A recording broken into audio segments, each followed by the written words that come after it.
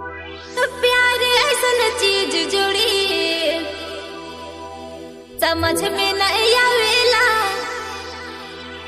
हंसते बोलते हो जाला रे, छोड़ा बूढ़ा कोनो नी बुझाला।